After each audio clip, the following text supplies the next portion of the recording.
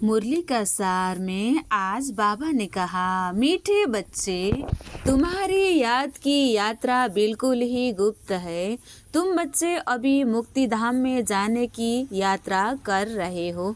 मीठे बच्चे, तुम्हारी याद की यात्रा बिल्कुल ही गुप्त है। तुम बच्चे अभी मुक्ति धाम में जाने की यात्रा कर रहे हो।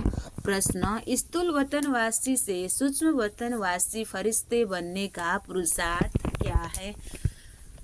स्थूल वतनवासी से सूक्ष्म वतनवासी फरिश्ता बनने का पुरुषार्थ क्या है? उत्तर में बाबा कहते हैं, स्थूल वतनवासी उत्तर में सूक्ष्म वतनवासी फरिश्ता बनना है तो रूहानी सर्विस में हड्डी हड्डी स्वाहा करो।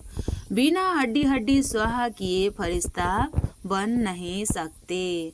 सूक्ष्म वतनवासी फरिश्ता बनना है तो रूहानी सर्विस में हड्डी हड्डी स्वाहा करो। बिना हड्डी हड्डी स्वाहा किए फरिश्ता नहीं बन सकते, क्योंकि फरिश्ते बिगर हड्डी मांस के होते हैं।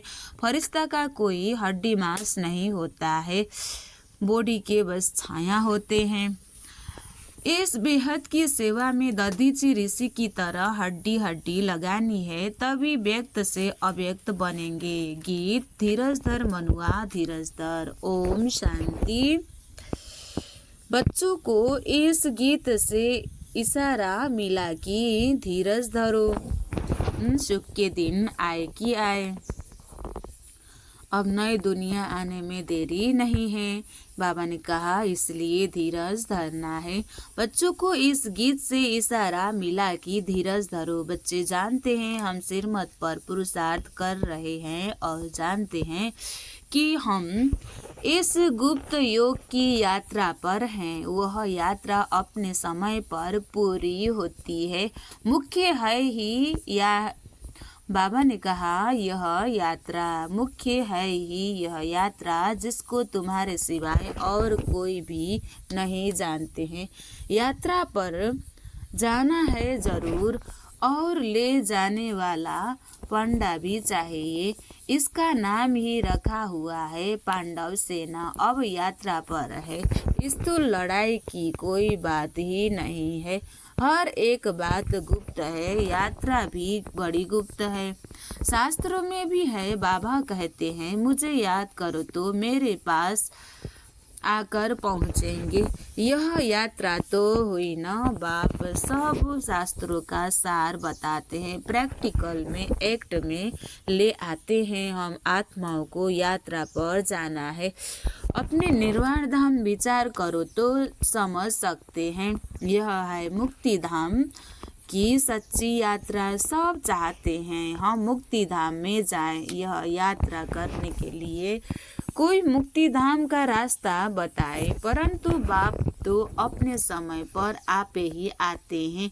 जिस समय को कोई नहीं जानते हैं, बाप आकर समझाते हैं तो बच्चों को निश्चय होता है। बरोबर यह सच्ची यात्रा है जो गाई हुई है।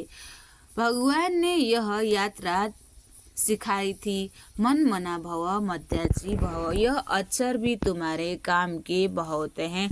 सिर्फ किसी ने कहा यह अक्षर भी तुम्हारे काम के बहुत हैं।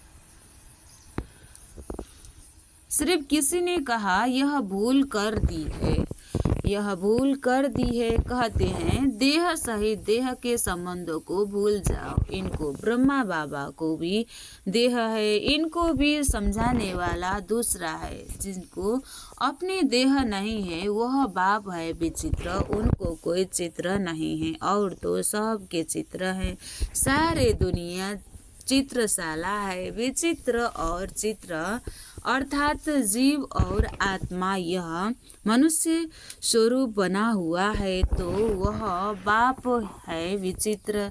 समझाते हैं मुझे इस चित्र का आधार लेना पड़ता है। बरोबर शास्त्र में है, भगवान ने कहा था जबकि महाभारत लड़ाई भी लगी थी। राजयोग सिखलाते थे जरूर, राजा स्थापन हुई थी, अभी तो राजा ही है नहीं। राजयोग भगवान ने सिखाया था नई दुनिया के लिए, क्योंकि विनाश सामने खड़ा है, समझाया जाता है ऐसा हुआ था। जबकि स्वर्ग की स्थापना हुई थी, वह लक्ष्मी नारायण का राज्य हुआ था, अभी तुम्हारी बुद्धि में है। सतयुग था, अभी कलयुग है। श्री बाप वही बातें समझाते हैं। ऐसा तो कोई कह न सके कि मैं परमधाम से आया हूँ तुमको वापिस ले जाने। परमधाम परमात्मा ही कह सकते हैं, ब्रह्मा द्वारा और किसी के द्वारा कह नहीं सकते। सूक्ष्म वतन में है ही ब्रह्मा विष्णु शंकर। ब्रह्मा के लिए भी समझाया है,